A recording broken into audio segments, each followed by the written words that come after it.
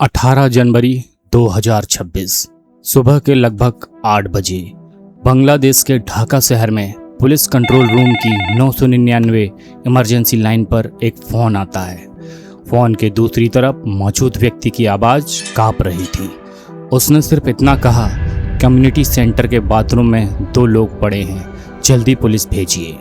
शुरुआत में पुलिस को लगा कि यह कोई सामान्य मामला होगा, लेकिन जब अधिकारी मौके पर पहुंचे तो उनके पैरों तले जमीन खिसक गई, क्योंकि वहां सिर्फ 2 शव नहीं थे, बल्कि एक ऐसा राज छुपा था जो पिछले कई महीनों से पूरे शहर को डर के साए में जीने पर मजबूर कर रहा था। और जब पुलिस ने सीसीटीवी फुटेज देखी तो कैमरे में एक ऐसा आदमी दिखाई दिया जिसे इलाके के लोग पागल, भिखारी और बेघर समझते थे।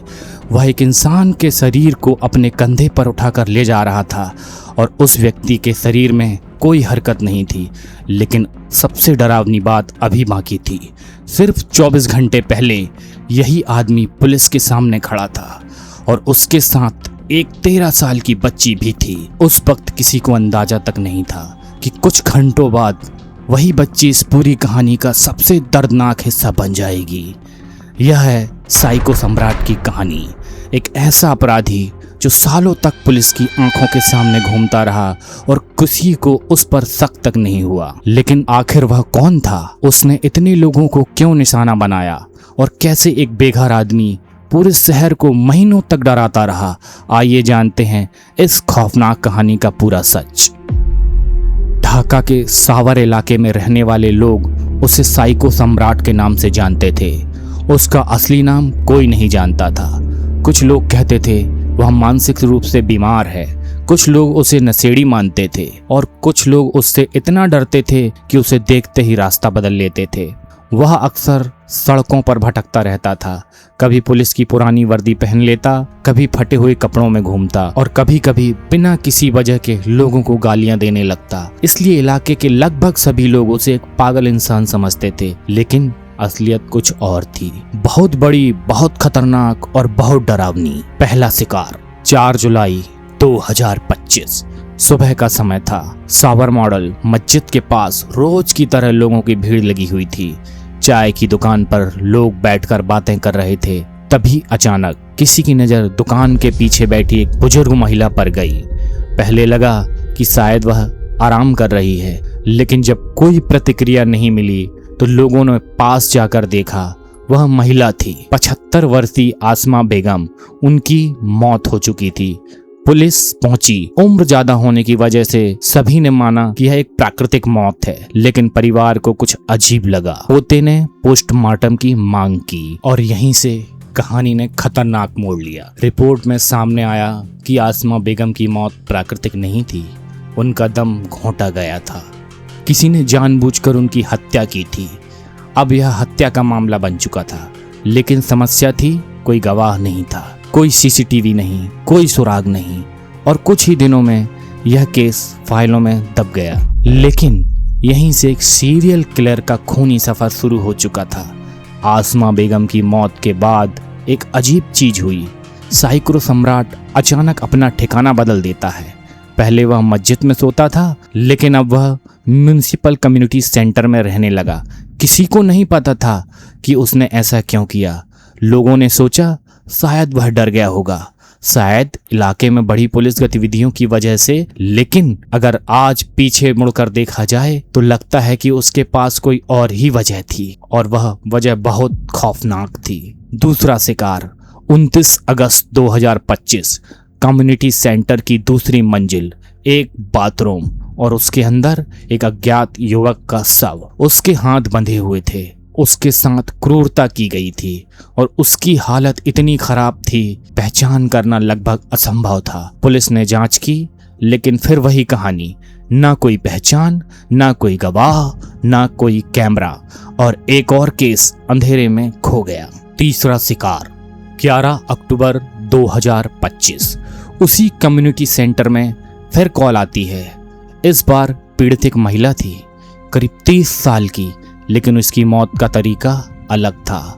इस बार दम घोंटना नहीं, उस पर धारदार हथियार से हमला किया गया था। सिर और गर्दन पर गंभीर चोटें थी। मौके को देखकर साफ लग रहा था कि हमलावर बेहद हिंसक था, लेकिन फिर कोई सबूत नहीं, कोई गवाह नहीं और पुलिस फिर खाली हाथ। अब लोगों के बीच डर फैलने लगा था, लेकिन किसी को अंदाजा नहीं था कि असली खतरा उन्हीं के बीच रह रहा है। चौथा शिकार, दिसंबर 2025। उसी इमारत में फिर एक शव मिलता है। इस बार हालत इतनी खराब थी कि पुलिस अधिकारियों तक के होश उड़ गए। शरीर बुरी तरह जलाया गया था, चेहरा पहचान में नहीं आ रहा था। लग रहा था कि अपराधी हर कीमत पर पहचान मिटाना चाहता था। अब तक 4 लोग मारे जा चुके थे और पुलिस पर भारी दबाव था, इसलिए इस बार बड़े कदम उठाए गए। पूरी इमारत की तलाशी, नई लाइटें, अतिरिक्त सुरक्षा और सबसे महत्वपूर्ण हर जगह सीसीटीवी कैमरे। पुलिस को उम्मीद थी कि अब अपराधी बच नहीं पाएगा, लेकिन उन्हें नहीं पता था कि उसका सामना एक ऐसे इंसान से होने वाला है जो दिखने में पागल था लेकिन दिमाग से बेहद चालाक। 16 जनवरी की रहस्यमयी कॉल। 16 जनवरी 2026 की रात इंस्पेक्टर हिलाल को एक कॉल आती है। कॉलर कहता है, यहाँ 2 लोग मुसीबत में हैं, जल्दी आइए। पुलिस पहुंचती है।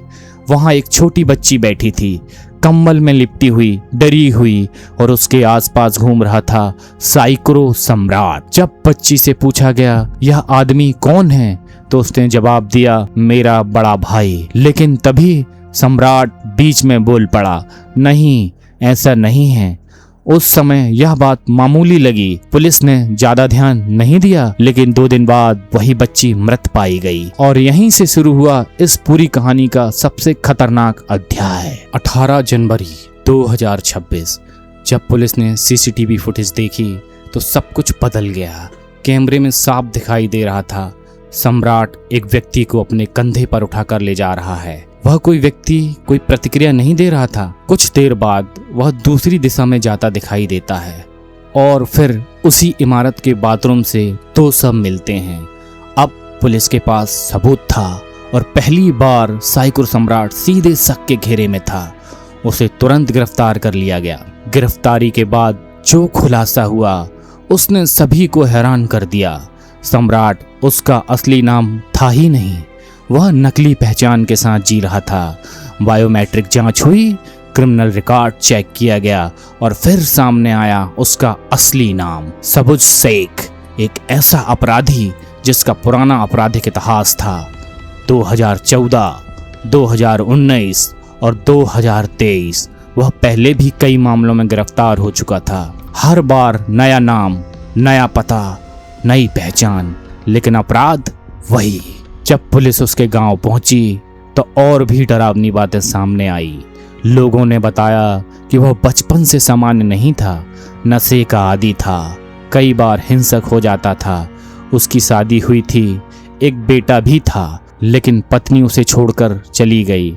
वह रिहैब सेंटर भी जा चुका था और धीरे धीरे उसकी जिंदगी पूरी तरह बिखर चुकी थी। वही सबसे डरावना सवाल, उसने ऐसा क्यों किया? यह वही सवाल था जिसका जवाब पुलिस भी ढूंढ रही थी, लेकिन हर बार सबुज अलग जवाब देता था। कभी कहता उसे लोगों से नफरत थी, कभी कहता वह गलत काम करने वालों को सजा देता था, और कभी कहता लोगों को मारना उसके लिए उतना ही सामान्य था जितना किसी और के लिए रविवार या सोमवार। यह सुनकर जांच अधिकारी तक सन्न रह गए, क्योंकि इसका मतलब था वह इंसानी जिंदगी को कोई महत्व ही नहीं देता था। तानिया अख्तर का दर्दनाक सच। जांच में पता चला 13 साल की तानिया अख्तर कई दिनों से लापता थी। वह शारीरिक और मानसिक रूप से कमजोर थी। सम्राट उसे अपने साथ कम्युनिटी सेंटर लेकर आया था और फिर वह इस सीरियल किलर की सबसे कम उम्र की शिकार बन गई।